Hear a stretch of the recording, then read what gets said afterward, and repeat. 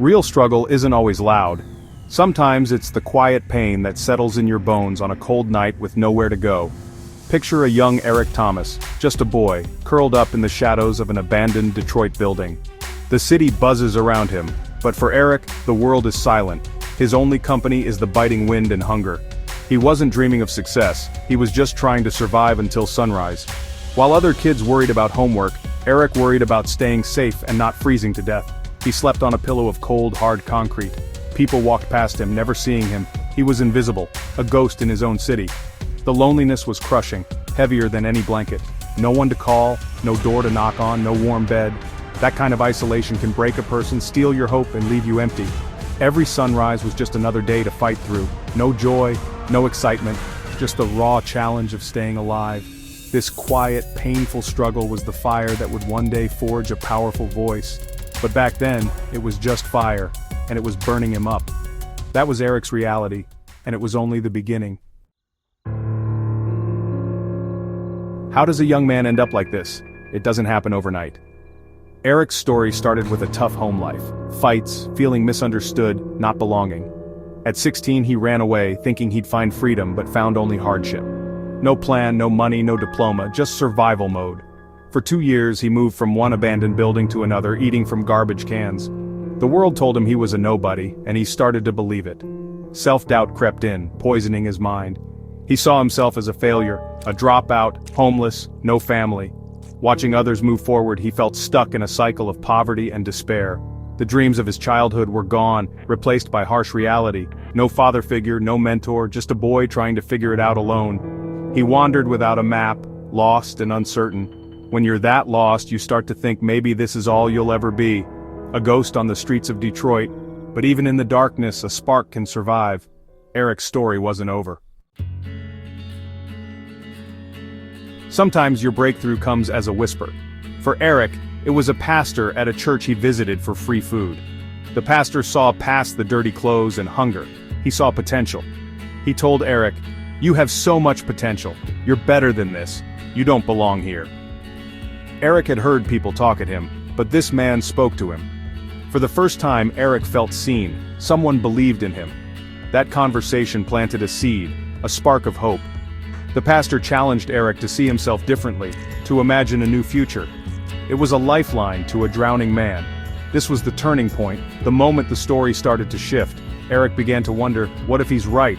What if I can do more? He wasn't just surviving anymore, he was starting to think about living. That one conversation lit a fire in his soul. It was the beginning of his journey from the streets to the stage. Sometimes all it takes is one person to believe in you. For Eric, that changed everything. Deciding to change is one thing, doing the work is another. Eric set out to get his GED, but it wasn't easy. Homeless, he studied wherever he could. Libraries, shelters, quiet corners. He worked odd jobs to survive, but he had a new purpose. He wasn't just studying for a test, he was fighting for his life. There were moments he wanted to quit, felt too far behind, not smart enough. But he remembered those words, "You don't belong here." That kept him going. After earning his GED, he aimed higher, college. People doubted him, but Eric didn't care. He enrolled at Oakwood University and the struggle continued. It took him 12 years to earn a 4-year degree. He worked full-time, failed classes, but never quit. This is where his philosophy was born, dedication over talent. He wasn't the smartest, but he was the most determined. That 12-year journey taught him perseverance and grit. If you want something bad enough, you can't let anything stop you. Eric proved it. In college, Eric learned a lesson that became his signature message. He heard a story. A young man asks a guru for the secret to success. The guru holds him underwater until he's desperate for air. When you want to succeed as bad as you want to breathe, then you'll be successful. That story hit Eric hard. He knew desperation. For him, that breath of air was education, his way out. He wanted that degree more than anything, willing to sacrifice, to work when others rested. This became his message. It's not about talent, it's about hunger. When your why is strong enough, you'll figure out the how. Eric's why was the memory of sleeping on concrete, of being invisible. He channeled pain into power. He wanted to succeed as bad as he wanted to breathe. That changed everything. It became the core of his message to the world. Your hunger determines your success. And Eric's hunger was unstoppable. After college, Eric didn't settle. He had a story to share. He became an academic advisor at Michigan State, helping struggling students.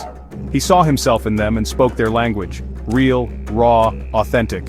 Using the rhythm of hip-hop, he delivered messages of hope and hard work. He wasn't just giving advice, he was preaching a gospel of self-reliance and relentless effort. That's how he became E.T., the hip-hop preacher. His reputation grew, first on campus, then online. He started making simple, heartfelt videos and posting them on YouTube. At first, only a few watched, but his message was powerful and true. The videos went viral. People everywhere shared them. In a world of empty promises, E.T. told the truth. Success is hard, you have to grind. He wasn't selling dreams, he was selling work ethic. Millions responded. He was no longer just an advisor, he was a global phenomenon. E.T. became a voice for anyone who'd ever been counted out. His message was real and the world was listening. The hip-hop preacher was born. What began as a whisper became a global roar. Eric Thomas, once homeless, was now a world-renowned motivational speaker. He spoke to Fortune 500 companies, sports teams, and sold-out arenas. The man who once ate from trash cans now shared stages with presidents and CEOs. His message reached every corner of the earth. Students, athletes, entrepreneurs, single parents. His YouTube channel exploded, inspiring millions weekly. But he never forgot where he came from. The cold concrete pillow, the hunger, the loneliness.